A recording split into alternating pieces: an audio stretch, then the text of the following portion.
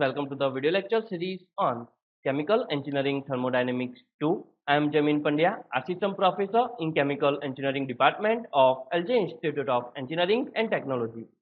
So let's start with a chapter which is Solution Thermodynamics.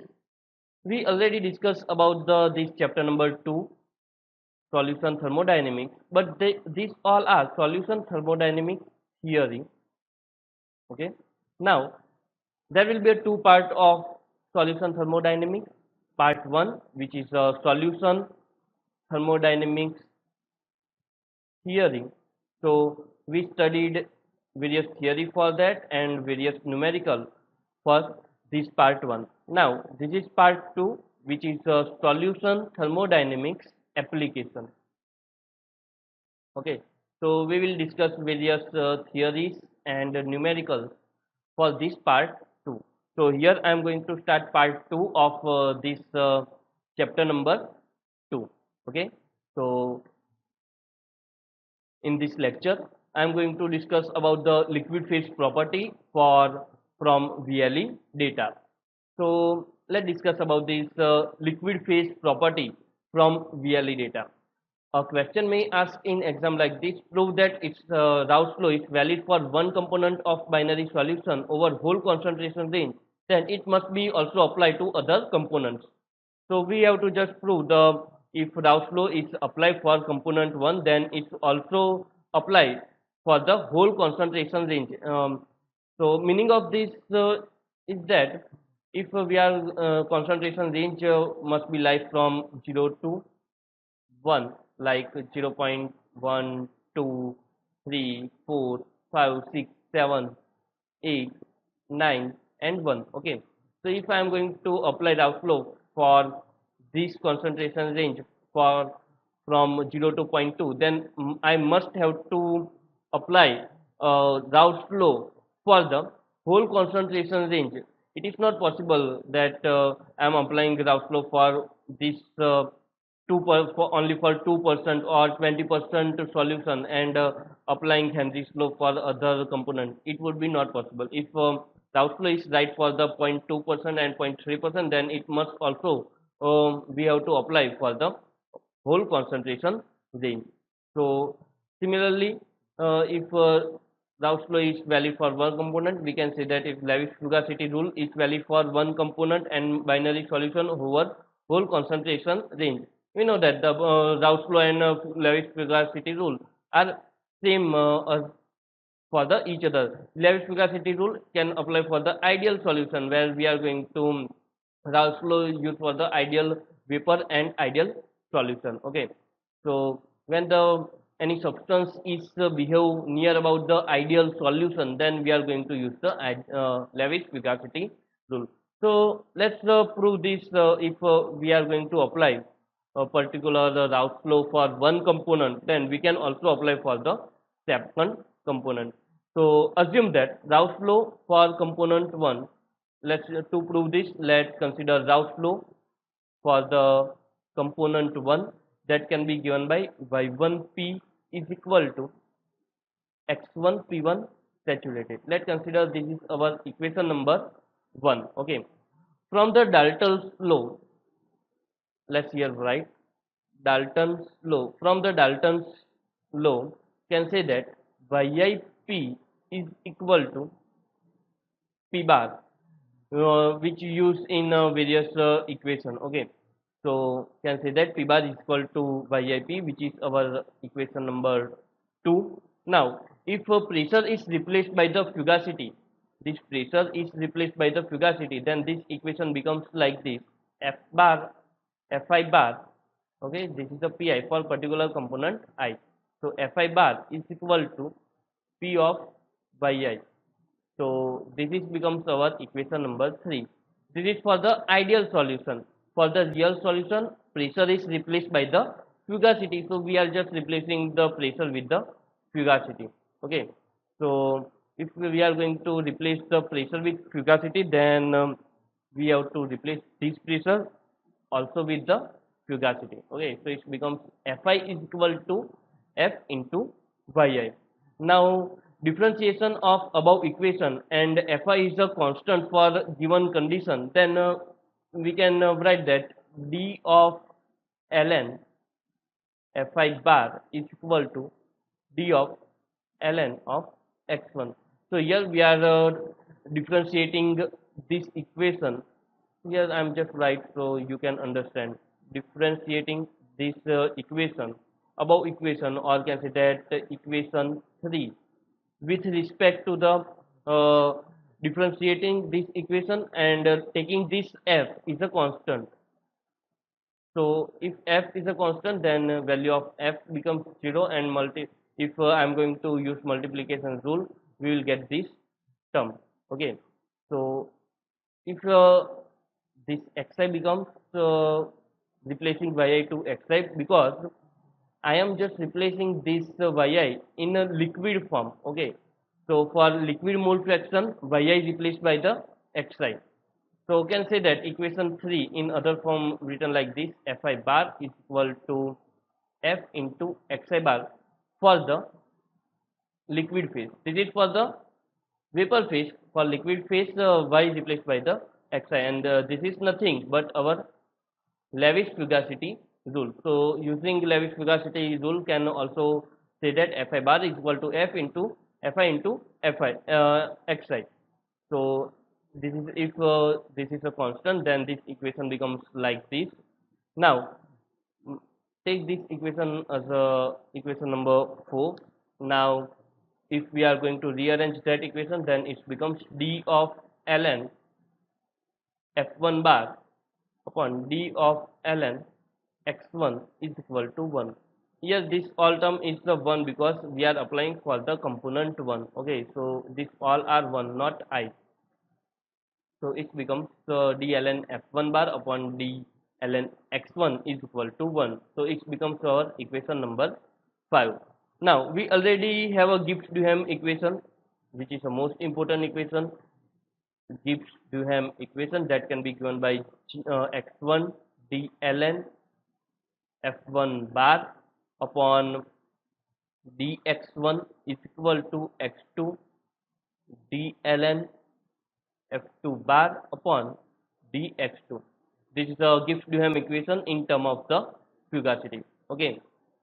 Now we are just rearranging this equation again.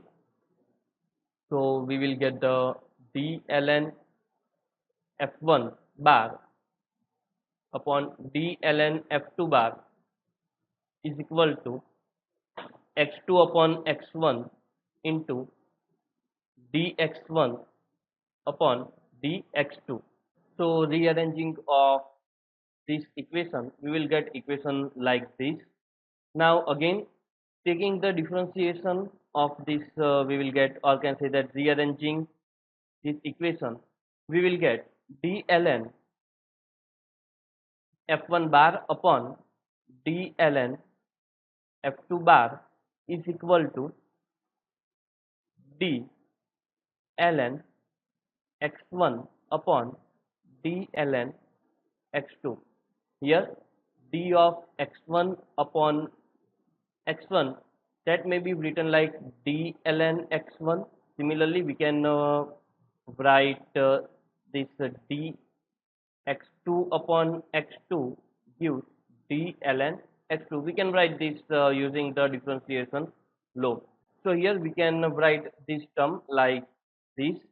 Now again rearranging this equation, we will get the value of this equation like this: d ln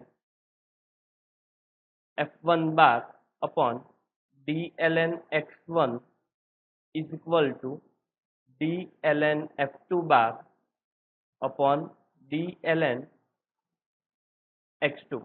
This becomes our equation number 6. Above equation is known as the Duhem-Margulis equation. So this equation is known as the Duhem-Margulis equation. Okay.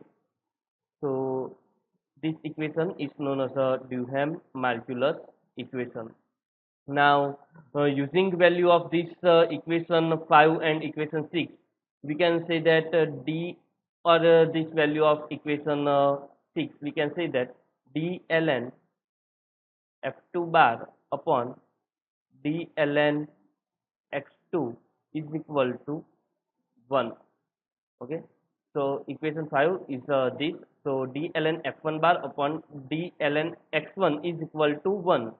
So in this equation 6 we can put value of this is a 1. So here we get d ln f2 bar upon d ln x2 is equal to 1. Okay, so now again rearranging this equation, we can get d ln f2 bar is equal to d ln x2. So this equation becomes like this, and taking this equation number as a 7.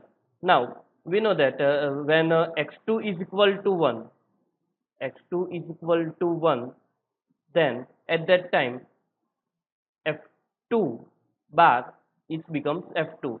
There will be a no partial property, because if x2 is a 1, which means component 2 in its pure state. If a component in its pure state, then there will be no requirement of partial molar property, because it becomes the component own property or pure property. So it becomes f2 instead of f2 bar. So if we are going to integrate the above equation number 7, or this equation number 7 with f2 to f2 bar and from 1 to x2, then this equation can be written like this: integration of f2 to f2 bar of particular component d ln f2 bar is equal to integration of 1 to x2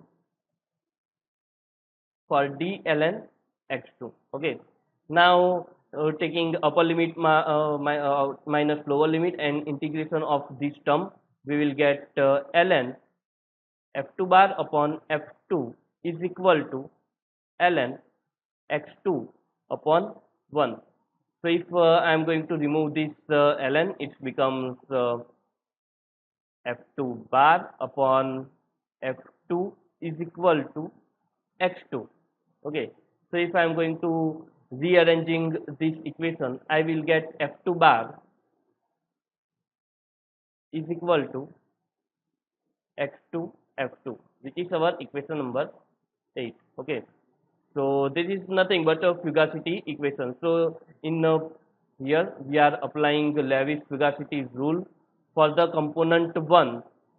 Okay, so here I am getting for the component 2. So if I am applying for component 1, then I also have to apply for component 2 Lewis fugacity rule. Similarly, here I am applying for the Raoult's law for component 1, then I am getting for the component 2. Now how I can get for component 2, I am just explaining it. Now equation it's a Lewis Randall rule, or can say that Lewis fugacity rule for the component 2. Its vapor is the ideal solution, then we can say that P2 bar is equal to x2 into P2s. Okay, so this becomes our equation number 9. But we know that P2 bar is equal to y2p. So above equation becomes like yip, or can say that y2p is equal to x2p2 saturated, which becomes our equation number 10, which is nothing but the Raoult's law for the component 2. So here we applied Raoult's law for component 1, and we will get the Raoult's law for the component 2. So can say that if we are going to apply Raoult's law or Lewis fugacity rule for the component 1 for whole concentration range, then we must have to apply Raoult's law or Lewis fugacity rule for component 2 for whole concentration range. Okay, the conclusion from above derivation is that Raoult's law and Lewis Randall rule application for one component or one constitution of liquid phase, then it's also applicable for all concentration range, and it must be applicable for other components. So this is how we can prove these equations or Lewis Randall rule when applied for the component 1, then we can also apply for the component 2 for whole concentration range. So this is all about today's lecture. I am completing my lecture here. Thank you.